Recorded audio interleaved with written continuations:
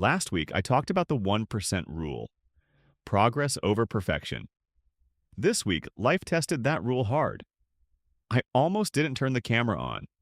I'm looking at my debt tracker right now, and the number I have to report this week is it's almost embarrassing. I paid an extra $5 towards my debt. $5. Not $500. Not $50, just 5. Honestly, my first thought was just to skip this week's log. I mean, what's the point? It feels like nothing. It feels like a failure. We see all these videos online of people throwing thousands of dollars at their debt, doing these gazelle-intense sprints, and I'm sitting here celebrating a single $5 bill. It feels ridiculous. I can just imagine the stick figure me holding up this tiny green bill while this massive scribbled mountain of debt doesn't even shrink. It's just, I felt that wave of shame, that feeling of I'm not doing enough. I'm not good at this. And that right there, that's the whole problem. That's the perfectionism trap. That's the all or nothing thinking that got me into this mess in the first place.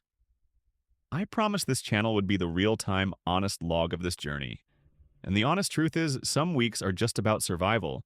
Some weeks the win is so small you can barely see it. But if the whole point of this is the 1% journey, then skipping a log because the progress feels too small is, well, it's missing the entire point. So I'm forcing myself to sit here and record this, to log this $5 payment. Because the log itself is the habit. The consistency is the win, not the amount. I have to believe that. I'm trying to believe that. This is my real-time journey, not expert advice.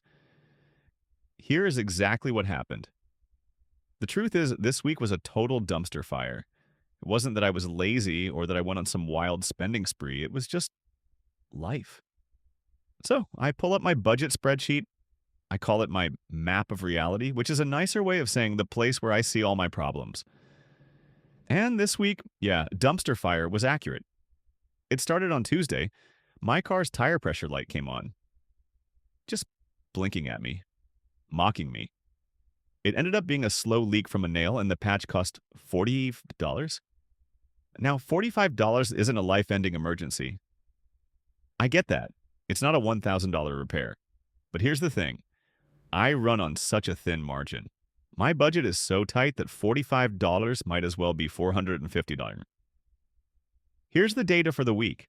My paycheck came in, and after I paid my rent, my utilities, and my minimum debt payments, I had exactly $200 left for groceries and $50 for my everything else category. That everything else is my gas, I don't know, a coffee, anything that isn't a planned bill. And that $50 was also where my extra debt payment was supposed to come from. I was planning to take $25 from groceries by eating rice and beans, and the full $50 from everything else, and make a $75 extra payment. I was so excited about it. I had it all planned. Out. Then, the $45 tire. Just like that, my $50 everything else category evaporated. It was gone. I'm drawing this out on the whiteboard now. Just a green box labeled $50 hope, and then a giant red $45 nail just crushing it. So I was broke. Not just, oh, I should watch my spending broke, but I had $5 left in that category for the entire week, and I still had 2 days until my next paycheck. The feeling of deflation was so real. I just felt hopeless. I felt like, why do I even try? Every single time I get a tiny bit ahead, some random stupid $40 nail comes out of nowhere and knocks me right back to zero. I know this feeling is common. That feeling like the universe is just conspiring to keep you in debt. That's what it felt like. So I got to Friday, payday, and I looked at my debt app. I hadn't made any extra payment. I'd made my minimums, sure. But the 1%, it was zero. And I still had that 5. I'm not going to lie. I thought about spending it. I thought, you know what? I deserve a coffee. This week sucked. That $45 was unfair. I'm going to buy a $5 latte and it won't fix anything, but for 10 minutes, I'll feel better. And this is the battle, isn't it? It's the instant $5 of comfort versus the abstract, tiny, seemingly pointless $5 payment that I won't even feel. I drove to the coffee shop. I was in the drive-through line, and I was just sitting there waiting, looking at the menu, and I had my debt tracker open on my phone, just staring at the balance. My total debt at that moment was $14,890. It started at $15,040, and my $150 minimum payment had just gone through.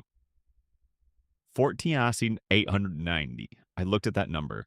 I looked at the menu, and I couldn't. I couldn't choose the coffee. It felt like it felt like giving up on the system. It felt like telling myself that the $45 nail won. So, I drove out of the line. I went home, made a cup of instant coffee, and I sat down. I opened my bank app, and I made a one-time principal payment for $5. Let's log it, the official data. Start of week, $15,000 with $40. Minimum payment, $150. New balance, 14 deposit days, 90, and extra payment, $5. End of week total debt, 14.8, during 85. On the screen, it's nothing. I'll draw the graph. It's a giant red bar, and there's a 1 pixel wide sliver of green that just got chipped off. It's a rounding error. My brain looks at $14,990 and $14,988 and says, that's the same number. But it's not. And that's the entire lesson. That is the 1% philosophy right there. The old me, the me from just a few months ago, 100% would have bought that coffee. I would have used that $45 tire as the perfect excuse. I would have said, this week was awful. I deserve this. This $5 doesn't matter anyway. My debt is too big. And I would have bought it. I would have gotten that 10-minute rush of caffeine and sugar, and then about 30 minutes later, I would have felt that awful, familiar sinking feeling, that financial guilt. I would have felt weak. I would have proven to myself, once again, that I can't stick to a plan. But this time, I didn't. This time, the system, the habit I am trying to build, it actually held. The $5 payment didn't change my net worth. I know that. It will be eaten by interest in, like, a day. But the choice to drive out of that line, the choice to go home and send that $5 to the debt, that changed me. That was the 1% improvement. That's the real win. I'm drawing this on the whiteboard right now. Just a simple stick figure me at a fork in the road. On the left, a big red tempting sign that says instant gratification. On the right, a tiny boring green sign that says the 1% system. And this week, I took the green path. This is what I have to remember. This is what we have to remember if you're on this journey too. It's not about the $1,000 miracle payment. It's about the $5 choice on a Friday when everything has gone wrong. It's about proving to yourself that you are the kind of person who follows through, even when it feels pointless. The goal isn't to be perfect. The goal is just to be 1% better. Some weeks progress looks like $5. Some weeks it looks like just showing up. Either way, it counts. Because small steps today build the stronger you tomorrow. So my 1% mission for this next week is just to find another $5. That's it. Just 5. What about you? What's your 1% step? Maybe it's not $5. Maybe it's just $1. Can you find $1 in your budget right now, a dollar you were going to spend on something else, and move it to your debt or your savings? Just 1% today. That's the mission. Let's share our 1% step in the comments below. We're in this together. I am not a financial expert or advisor. This content is for documenting my personal journey and for entertainment purposes only. Please do your own research before making any financial decisions.